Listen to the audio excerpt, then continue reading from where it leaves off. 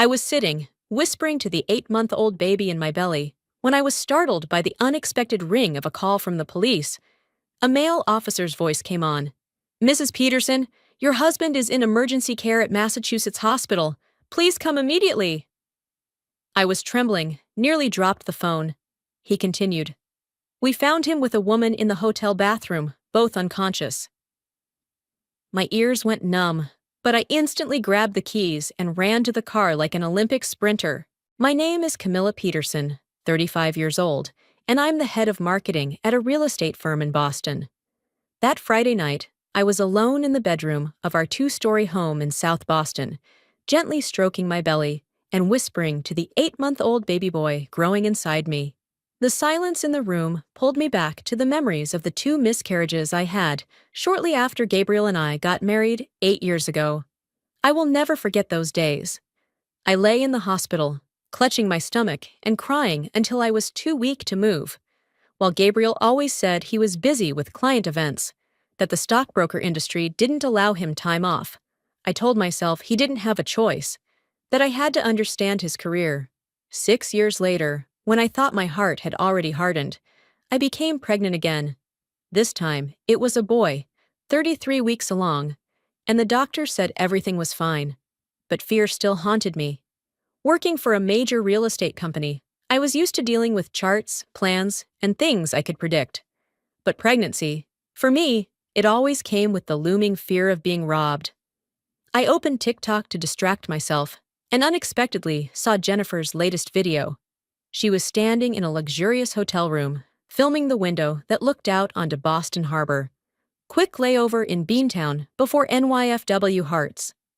Jennifer, our close friend for 13 years, the one who once flew from Detroit to Boston just to hold me during both of my losses, the one who always said she'd be there for me, that she'd never leave me alone. I was about to send her a quick text. "Want to go baby shopping with me tomorrow morning?" But my fingers stopped mid-type. Every time I dared to hope, fate would rip everything away from me. So I was afraid to feel happy too soon. I slowly got up, reached for the glass of water on the nightstand when my phone vibrated. The screen lit up. Boston Police Department. A cold shiver ran down my spine. I answered, trying to steady my breath. A calm officer's voice came through, steady enough to make my heart drop into my stomach. "Mrs. Peterson, we're calling from Massachusetts General Hospital. Your husband has been brought in for emergency care due to a fall in a hotel bathroom." I was silent for a few seconds. Then the officer continued, carefully enunciating every word. "He wasn't alone. We found him unconscious with a woman." My ears rang. I grabbed the edge of the bed, the other hand instinctively wrapped around my belly. I don't know why, but the image of that hotel window from Jennifer's TikTok flashed in my mind. The lights of Boston Harbor, the soft blue curtains, and her phrase, "quick layover." I wouldn't let myself jump to conclusions. It couldn't be. Jennifer would never do that to me. Gabriel, he might be flawed, but he wasn't the kind of man to cheat with his wife's best friend. His own best friend. I threw on a coat, slipped on my shoes, and ran to the car. The Boston night wind cut into my face, but it couldn't compare to the pain squeezing my heart. As I drove, I muttered to myself, "They must have made a mistake. Maybe it was a colleague. Maybe there's a misunderstanding." But then the image of that hotel window, Jennifer's satin pajamas that she always wore when staying over at our house, everything came rushing back like a bad omen. As I turned into the parking lot of Massachusetts General Hospital, my whole body trembled, not from the cold, but because I knew what waited behind those doors. Might shatter 8 years of marriage, might destroy the life I had fought to rebuild after 2 devastating losses. And I had no idea that what I feared was only the beginning. As I pushed open the doors to the ER at Massachusetts General Hospital, the all-too-familiar scent of antiseptic, etched into my memory from my previous miscarriages, hit me like a wave. Making my stomach knot up, I held my belly and tried to breathe evenly to prevent a contraction. The reception desk was, as always, crowded, but the people in front of me blurred into a haze. All I could hear were the squeaks of doctors' shoes on the floor and the rhythmic beeping of monitors I handed over my ID. my voice cracking as I said Gabriel's name. My husband. Peterson. Gabriel Peterson. I got a call from the police. The nurse looked at the screen, then handed me a clipboard, her voice calm. Too calm, and somehow it made my ears ring. Please confirm the information. I glanced down at the admission form, and in the space of a single heartbeat, my entire world collapsed again. The words stood clear, two names side by side like a dagger to the chest. Patient 1. Gabriel Peterson, Boston, Massachusetts. Patient 2. Jennifer Ramirez, Detroit, Michigan. It felt like someone reached into my chest with a hand of ice and squeezed my heart. Jennifer, my best friend for over a decade, the one who once flew from Detroit to Boston just to sleep beside me in the hospital after I lost my child, the one who held my trembling hands as the doctor walked in with that grave expression, the one who said, "I'm here. I swear next time you'll keep the baby." My knees gave out, and I had to grip the counter to stay upright. "Ma'am," the nurse gently touched my arm, "you're pregnant. Please breathe." I heard her voice, but it felt like it was coming from very far away. I inhaled deeply, but the air burned as if I were breathing in smoke and ash. Flashes of memory hit me. Jennifer sitting beside my hospital bed, clutching my hand so tightly that her nails left red marks on my skin. Her eyes, genuinely red from crying, not the kind of glossy mist she used for TikTok, but true, raw worry. Or so I thought. I remembered the exact words she said then, words that now felt like a curse. "I'll be here this time. You'll keep the baby. I swear." I looked down at the form again, just to be sure I hadn't misread. But no, the words were still there, exposing a brutal truth. Gabriel and Jennifer were admitted at the same time, same location, same accident, and they had been in the same hotel room. My throat clenched like it was stuffed with cotton. My heart pounded so loudly I could hear it in my ears. I gripped the form so hard the paper nearly tore under my nails. I don't know how long I stood there, but in that moment, under the stark white lights of the ER, over 30 weeks pregnant, staring at the names of my husband and my best friend on an emergency form, that was when I knew my life had veered into a path I never could have imagined. Clutching the crumpled form, I turned and followed the nurse down the hall toward the emergency room where Gabriel was. Each step felt like dragging boulders. The squeaking of medical shoes, the rolling of gurney wheels, the beeping of monitors, all melded into a chilling, sterile soundtrack. When the nurse pulled back the pale blue curtain, it was as if all warmth drained from my body. Gabriel lay on his side, his neck secured in a white brace, abrasions along his shoulder and arm. Beside him, less than a meter away, Jennifer lay on a secondary bed, her face bruised, arms scratched, their hair still dripping wet, soaking into their pillows. What made my stomach turn was the faint scent of luxury body wash lingering in the air, the same brand Gabriel had given me last week, with the words, "Try this. See if it suits you." I hadn't even spoken when the night shift officer stepped forward to note a few details, his voice flat and report-like. "They booked room 2418 at the Liberty Hotel. Staff reported hearing glass shatter, screams." When security forced the door open, Peterson was found unconscious on the bathroom floor, and Ms. Ramirez was seated beside him, shaking. Both of them were unclothed. Water and blood covered the tiles. That word, unclothed, hit me like a bullet to the chest. I stood frozen, unsure if I was even breathing. A piercing chill gripped my spine like a bucket of ice had been poured over me. Jennifer stirred, her eyes still red from crying. When she saw me, she rasped, "Laura, it's not what you think, I swear." That line, "It's not what you think," the classic phrase of every cheater in every movie, but coming from Jennifer, it felt like the entire hospital ceiling was collapsing over my head. I didn't even have time to respond before Gabriel groaned softly and opened his eyes.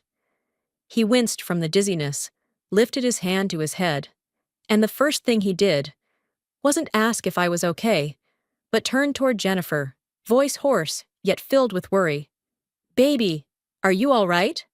I was standing right behind the curtain, barely 2 meters away, and he, my husband of 8 years, the man who knew how much I suffered losing two babies, only saw one woman, the one lying next to him. That moment confirmed what I had feared on the drive here. The truth was even worse than I had imagined. The air in the ER felt thick, suffocating, as though I might collapse right there. I turned away from the curtain, one hand on my belly, the other gripping the cold metal railing in the hallway to steady my shaking legs. My phone slipped in my sweat-slicked fingers as I tried to dial. Finally, I managed to press the right number. David Ramirez, Jennifer's husband. When he picked up, his voice was low and weary, like he had just stepped out of a long meeting. I tried to keep my voice from cracking, but it came out like a sharp gasp. David, you need to fly to Boston. Jennifer's at Mass General, with Gabriel. Silence from his end. So long I thought he might have dropped the phone. Then he asked, slowly, clearly, like he needed to be sure. Where? I swallowed hard. Same emergency room. Accident at the Liberty Hotel. This silence was even longer. Finally, David let out a long exhale, like someone who'd just been punched in the gut. I'm on a last-minute business trip, about 2 hours' drive from Boston. Send me the address. I'm coming. No asking if I was sure. No questions about misunderstandings. His voice carried something, like he had suspected this for a long time. And my call was simply the final piece of the puzzle. I closed my eyes for a few seconds before hanging up. Just hearing his voice made everything in the ER feel more real, more painful. As I walked toward the waiting chairs, an image flashed in my mind. My wedding to Gabriel, 8 years ago. The weather had been perfect. People joked that even the sky was rooting for us. Jennifer had worn a champagne bridesmaid dress. Beaming in every photo beside me, David stood next to Gabriel as his best man. I remembered one small moment no one else noticed. Gabriel and Jennifer chatting, laughing too much, and there was something too familiar, a glance that lingered just a bit longer than it should have. A casual touch on the arm that I told myself was nothing. I saw it all. But the heart of a newlywed doesn't want to believe otherwise. I told myself, they went to college together. They get along well, don't be overly sensitive. If someone had told me then that 8 years later, I'd be standing in a hospital hallway, over 30 weeks pregnant, calling my bridesmaid's husband to tell him his wife was lying next to my husband after a hotel accident, I would have laughed and called it the most absurd thing I'd ever heard. But now, it's real. A truth that's tearing me apart, piece by piece, beneath the cold white lights of Mass General. I hadn't even caught my breath when the sound of hurried footsteps echoed down the hallway. I turned and saw David, his shirt wrinkled, as if he'd wrestled with it the entire 2-hour drive. His mind unraveling, the clock on the wall read 9:27 p.m. He didn't hesitate for a second. He marched straight into the ER room and pushed aside the curtain. Under the dim lights, when his eyes landed on Gabriel, lying there, and Jennifer in the adjacent bed, his face didn't twist with rage like I expected. It went cold, so cold it thickened the air around us. He stood before Jennifer's bed, ignoring Gabriel, who was wincing in pain, and asked in a voice so flat it chilled the bones. "How long?" Jennifer burst into tears immediately. No running, no excuses, no denials. She collapsed to the floor, clutching David's pants like someone drowning. I'm 11 weeks pregnant. It's your baby. I only found out last week. I came to see Gabriel tonight to end our affair. But then the accident happened. Her voice broke apart between sobs. Gabriel lay just a few steps away, but Jennifer looked only at David, as if he was the last thread keeping her world from falling apart. I stood frozen at the doorway, gripping the metal railing so tightly my knuckles turned white. I had braced myself for the affair. But I wasn't ready for this. My best friend was pregnant. And the baby, I wasn't even sure whose it was anymore, her husband's or mine. Jennifer kept sobbing, every word slicing into me. I've been on birth control for 7 years straight. I was terrified of getting pregnant, terrified of losing the baby, like Laura. I didn't dare tell you. I was afraid you'd be disappointed in me. The ground beneath me felt like it was shifting. Her words, like Laura, cut deeper than the betrayal itself. My pain, my 2 hospital beds, my arms wrapped around an empty womb, now reduced to a convenient excuse for them to justify their filth behind my back. My body trembled. I didn't know if it was from rage, heartbreak, or shame, but I knew I couldn't walk into that moment. I couldn't insert myself as a third wheel, listening to 2 betrayers use my suffering to justify their cruelty. David stood still through all of Jennifer's confession. He didn't pull away, didn't yell. He just looked at her for a long time, with the eyes of a man watching the marriage he thought was solid crumble to dust. Then he inhaled deeply, his voice still calm but sharp as a blade. "I have one more question." And in that moment, I knew. The next thing he asked would drag all of us into an even darker abyss. David bent down and gently lifted Jennifer's chin, forcing her to meet his eyes. It wasn't a harsh grip, not violent, just the action of a man who needed the last truth before watching his marriage fall apart. He asked slowly, clearly, each word slicing through the still air like a scalpel. "You loved Gabriel before you married me, didn't you?" That question dropped into the ER like a stone into a still lake. Jennifer froze. Her throat twitched, and then she bowed her head, covering her face with both hands, shoulders shaking. "Yes. Since college. I liked him for a long time. But Gabriel liked Laura, so I kept quiet. I was afraid, saying it would mean losing both my best friends." I stood at the doorway, breath stolen from me. From the very beginning of this relationship, I'd been walking beside a woman who loved the same man I did. And I never even knew David closed his eyes. His fists clenched, but his voice remained terrifyingly calm. "And this affair, when did it start?" Jennifer's sobs broke into hiccups as tears fell onto the cold floor. 2 years ago, right after Laura lost her second baby. Gabriel. He got drunk in the garage after the memorial. I found him sitting alone. I only meant to comfort him.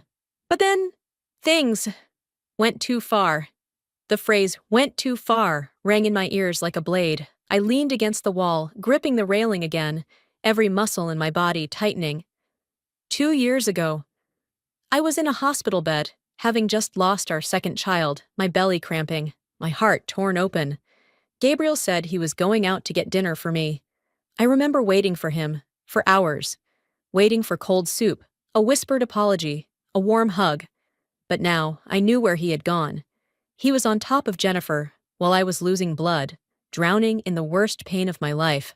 My heart pounded so hard, I had to clutch my chest just to stay upright.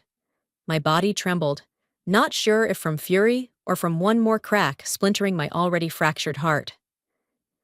David looked at me, and in that moment, amid the brutality of those confessions, the antiseptic air, and the steady beep of monitors, his eyes were the only thing keeping me from collapsing completely. He nodded slightly, as if telling me he understood why I was trembling like this. Then he said quietly, but with steel in his voice, "Camila, thank you for calling me. Protect your child." That sentence, in that moment, felt both like gratitude and a vow, something between 2 people who'd been betrayed. Not love, but recognition of each other's pain. David stood, straightened his wrinkled shirt, and walked out of the room. Pulling out his phone, I heard him speak 3 clear words before the curtain closed behind him. "Call family lawyer." And I knew this wasn't just the end of their marriage. The entire world I thought had stood firm for 8 years had just collapsed. When I stepped outside the hospital, the cold Boston night wind whipped against my face, sobering me slightly. But deep inside, a strange new feeling began to rise. I needed to know the whole truth. I no longer trusted anyone's explanations. I returned to our single-family home, the place I once imagined my child growing up in, where Gabriel and I would hang our family photos on the wall. Now, the silence inside was so deafening, the sound of the key turning felt like a gunshot. I went straight to Gabriel's home office. His laptop was still on the desk, half closed. As usual, I opened it.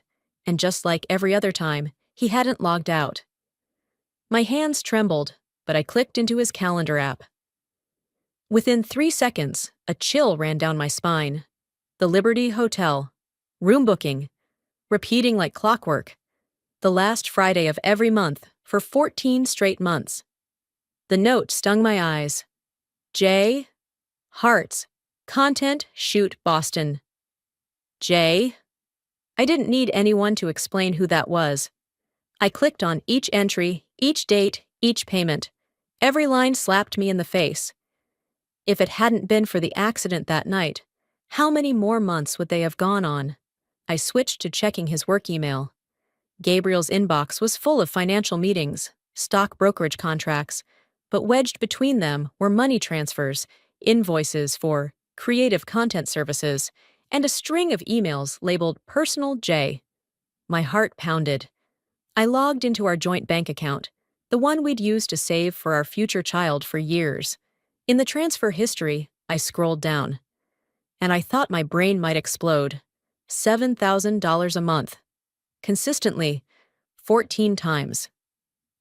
All sent to Jennifer Ramirez. Notes read, content retainer, media consulting, shoot prep, even one that said support during tough time. None of it was real. But what chilled me the most wasn't the money sent. It was where it came from. I opened the savings section. The balance was lower than I remembered. I scrolled through the transaction history, and there it was. Withdrawals that matched every payment to Jennifer, not just from our spending account. Gabriel had pulled from the college fund we'd built for our child, a fund we started in year 3 of our marriage, after the first miscarriage, hoping one day we'd get another chance at being parents. He had drained the dream of our family to feed a filthy relationship. My chest tightened. If I hadn't grabbed my belly in time, I might have collapsed. But it wasn't over. When I opened the documents folder, I found an influencer contract with Gabriel's brokerage firm logo. I opened it. A media collaboration agreement between Gabriel's company and Jennifer Ramirez. But what made my blood run cold was the signature Laura Peterson. Not my signature, but so perfect a forgery no outsider could tell. Gabriel had forged my name to secure a contract for Jennifer, to legitimize the steady stream of money, a double con, fooling his company and deceiving his wife. I closed the laptop, but my hand wouldn't leave the lid. I looked around the room. Everything in this house had once been a part of the life I tried to build. Our shared desk, our wedding photo, the ultrasound frame from this pregnancy on Gabriel's desk. Now, they were just props in a fake life. I stood up, still shaking, but something had formed inside me. Not pain, but pure clarity. From this moment forward, I was no longer the woman waiting for her husband in a hospital bed. I was the one gathering evidence to protect herself and the child growing inside her. As I sat down on the couch, hands still trembling slightly, I opened Jennifer's TikTok, the space I once thought of as my friend's little pride. She used to show me her brand deals, her travels, her empowering captions about friendship and female strength. But as the screen lit up, those videos now made me nauseous. The support bestie clips, where she hugged me in the hospital, wiped away my tears, added captions like, "Be there for your sister hearts," now felt like the weight of a public lie. I replayed a video she posted after my second miscarriage, one where she sat beside me, holding my hand tightly, whispering, "I know what you're going through." I used to be moved watching that, grateful to have a friend by my side in the darkest time. But when I checked the timestamp, I saw the video was taken during the exact 2 hours Gabriel had supposedly gone out to get food. 2 hours I had worried he was stuck in traffic, or perhaps crying alone in grief. I had no idea. They were together. They had crossed the line while I was losing our child. The sensation that spread from my chest to my stomach was something I had never felt before.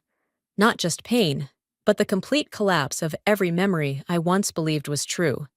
I began taking screenshots of every video, every sympathetic comment like, "Jennifer, you're such a good friend," every staged moment she curated to portray herself as the devoted, selfless friend I saved every hotel check-in she made that just happened to coincide with the same nights Gabriel booked the Liberty Hotel. Each screenshot was a shard of her shattered mask, one that had been broken long ago. Once I had enough, I opened my work email and clicked Compose. I typed, Subject, regarding your VP Gabriel Peterson. Body, I have documents, we need to talk. I stared at the message, hand trembling, not from fear, but from the clarity of what I was about to do.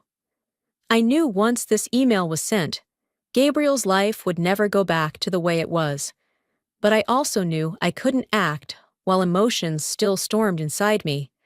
I took a deep breath, looked down at my swelling belly. My son, the only innocent soul in this entire tragedy. I hovered my mouse over send, then moved the message to drafts. Not because I forgave Gabriel, but because every move I made from now on had to be deliberate, measured, never impulsive, so I could protect my child's future the right way. I closed the laptop. The house was so silent, I could hear my own heartbeat. And for the first time in 8 years, I realized I was no longer afraid of the truth. I was ready to face it, and the first way to do so was to leave the house full of fake memories. A week later, when Gabriel was discharged and returned to the 3-bedroom home we once chose with the dream of raising our first child here, all that waited for him was absolute silence. I wasn't there, but I could picture every moment he experienced, because everything I left behind was arranged with such precision that no words were needed. When Gabriel opened the door, the afternoon light poured into a bare living room. The sofa was gone, the shared workspace was gone, every wedding photo on the wall had vanished, all traces of our 8-year marriage were scrubbed clean as if it had never existed. All that remained was the kitchen table, where I had left the final remnants meant for him.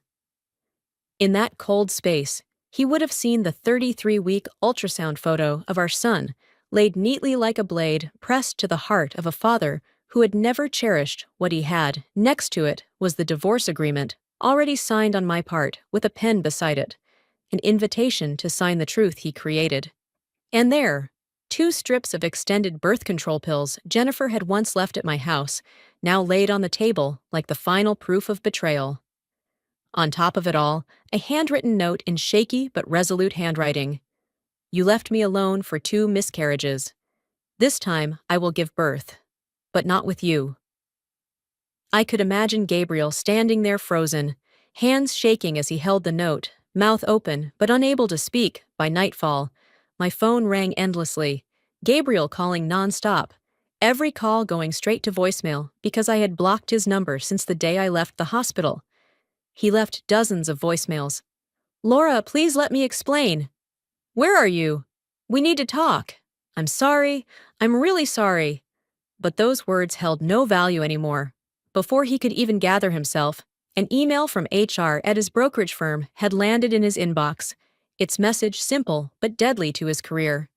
We need to discuss your Liberty Hotel charges. That alone was enough for me to know his precious title of department head was already in freefall. And, just like every other time in our 8-year marriage, Gabriel only realized the worth of what he had when it was already gone. A week later, when Gabriel's calls had become a distant echo I no longer wished to hear, another call came, this one from David.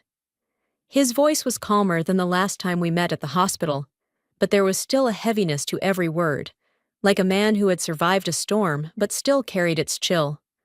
That afternoon, he came to my new apartment in the Seaport district. It was smaller than our old house, but the light streaming through the glass windows felt warmer, more peaceful than any place I'd lived in the past 8 years. I opened the door, and in his hands was a thick envelope. He didn't sit right away. He stood at the dining table, opened the envelope, and poured out neat stacks of $100 bills onto the pale wooden surface. Nearly $100,000, he said, voice raspy but clear. Every cent Gabriel paid Jennifer over the past 14 months. This is guilt money, and it doesn't belong to her or to him. It belongs to your child's future."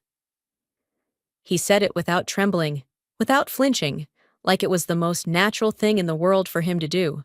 I stared at the money, the same funds Gabriel had stolen from our child's college savings to support an affair, and felt a slow ache, no longer violent, just deep.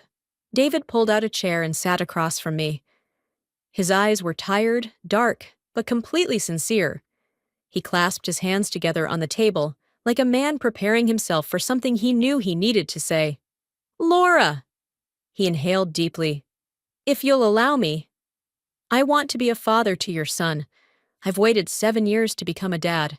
7 years in a marriage where I thought we'd have a family, have our first child. But all that time, Jennifer never truly wanted to be a mother." I looked at him for a long time. Not because I was surprised, but because, for the first time, a man looked at the baby in my womb, not with apathy, not with avoidance, but with something rare. Choice. He shared no blood with my child, but he wanted to stand by him, to protect him, to become the father Gabriel never was. I placed my hand on my belly, where Ethan kicked lightly as if responding. Then I looked up, met David's eyes, and said slowly, "Ethan will know you were the first man to choose him, not out of blood, but out of responsibility." In that moment, inside that new apartment, with the afternoon sun pouring across the floor and the stacks of guilt money lying useless on the table, I realized I was no longer standing alone, and a whole new chapter of my life had just begun. The days that followed moved to a completely different rhythm. I no longer looked at my phone every time it rang, no longer jolted awake at night from echoes of the past. I focused on steady breathing, attending regular checkups, listening to the heartbeat of the baby boy inside me, and for the first time in years, I felt like I was truly preparing to become a mother. No longer shadowed by fear, 5 weeks later, under the warm yellow lights of the delivery room at Brigham and Women's Hospital, I heard my son's first cry. A strong cry, as if he'd fought through 9 long months to reach that very moment. When the nurse placed him on my chest, I didn't cry like other mothers. I felt a deep stillness inside me, a peace I hadn't known in 8 years. I looked at him and whispered, "Welcome to the world, Ethan David Peterson." I gave him the middle name David, not because I loved the man, but because I knew my son deserved to bear the name of someone who had chosen him, even without sharing a single drop of blood. While I held my child, the world outside continued down the path Gabriel and Jennifer had carved. The CEO of Gabriel's firm, a 60-year-old woman who once considered him a rising star, received all the documents I sent. Not the email I had left in drafts, but a complete file I submitted after Ethan was born, when my mind was clear. Her reply was just one sentence. "Thank you, we'll take it from here." And they truly did.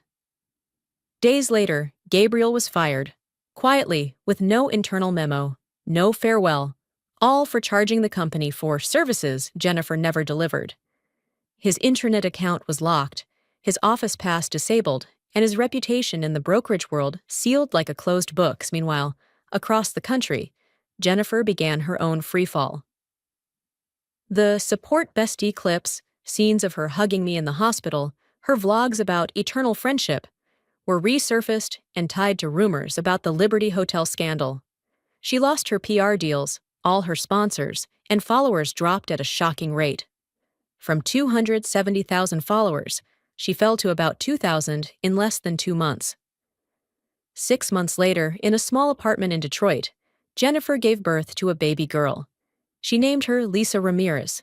I heard about it from David, but not once did I see a post online.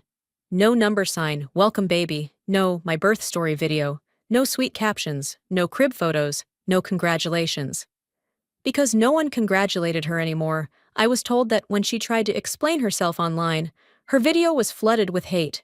People calling her a homewrecker, a traitor, someone who exploited another's pain for TikTok fame. And for the first time, I felt something strange. I didn't feel triumphant.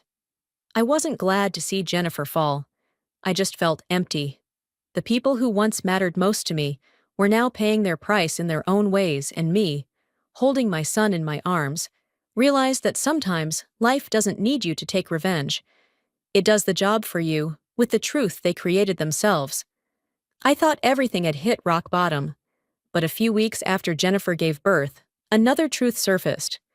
This time, not for me, but for David. One winter night in Detroit, on the season's first heavy snow, David came home from work, driving back to his quiet house. He said he had just reached for the door handle when he heard a faint noise, like a kitten. He looked down and found an old cardboard box, lightly dusted with snow. He opened the lid and his heart clenched. Inside was baby Lisa, only 6 weeks old, wrapped in a thin blanket, her tiny hands purple from the cold. Beside her were a few diapers, an unopened bottle, and a crumpled note with shaky writing. "I can't do this. She'll be better with you. J." No phone call beforehand, no message, no apology. Just a child abandoned at the doorstep of the one man who had never betrayed her. David immediately called Child Protective Services, reported the situation, and requested to keep the baby for the night. He held Lisa close, pressing her against his chest for warmth, as if even a few more minutes might have sent both of their lives down a different path. The next day, he brought her to the hospital and had a DNA test done, as required by the agency. I still remember the moment he sent me a photo of the result, the emotion in his eyes. I'd never seen anything like it in anyone else. Something painful, freeing, sacred. The document read, "Lisa Ramirez, 99.97% biological child of David Ramirez." He held her close, hands trembling slightly, but his gaze firm, and he spoke to her, though she couldn't understand, his voice deep and warm. "Your mother may have left you, but your father won't." That line, to me, was more powerful than any speech on fatherhood I've ever heard. Once the DNA results came back, the legal process moved faster than expected. A Michigan family court held an emergency hearing. It was classified as child abandonment. Jennifer didn't show. She cut off all contact, didn't respond to emails, messages, or court letters. In the end, the judge ruled David would have sole custody. No dispute, no appeal, no conditions. A few days later, Jennifer sent in a short signed document with a shaky signature, a formal surrender of parental rights. Then she vanished from the U.S., like a shadow blown away by wind. Months later, someone from Detroit told me Jennifer had moved to Thailand, teaching English at a soft skills center. No social media, no TikTok, no fame, no child, no past.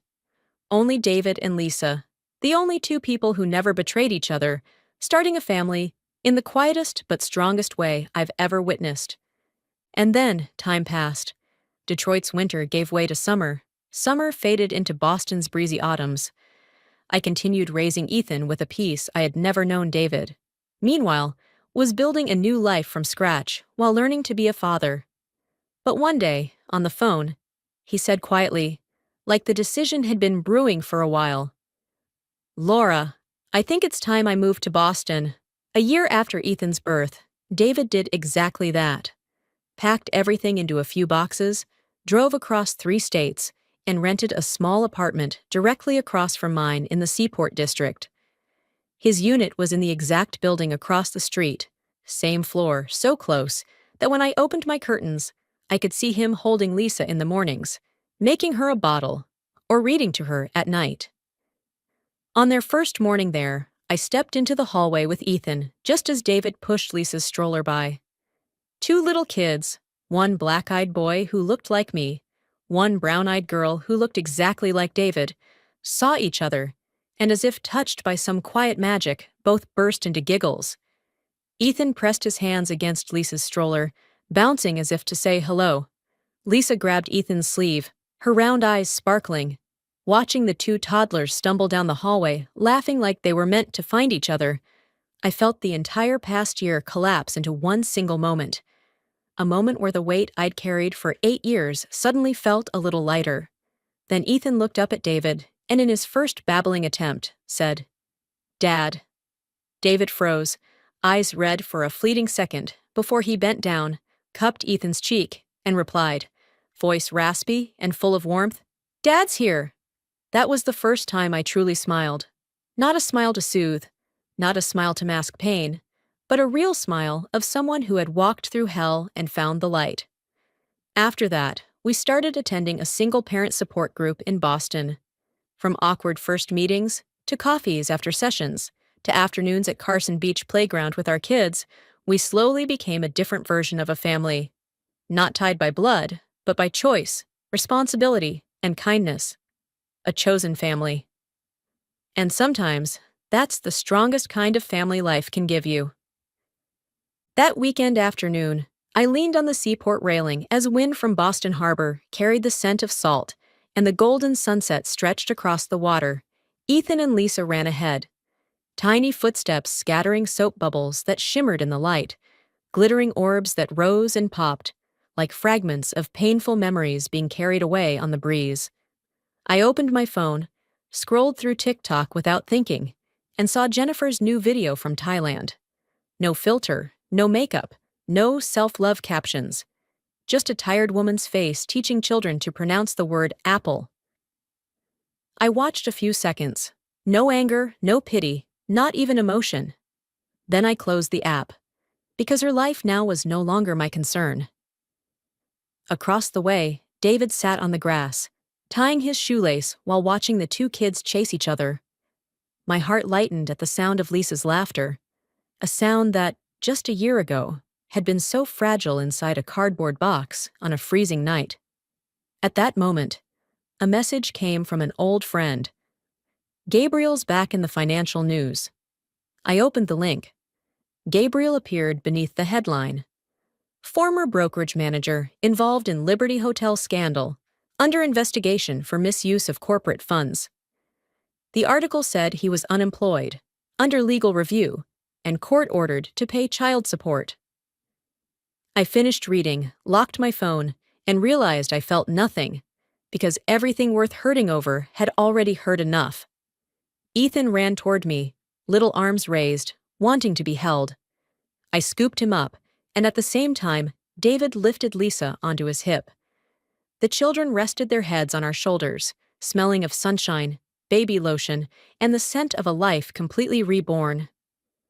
I looked at David. He looked at me, and neither of us had to say a word. Everything was already understood.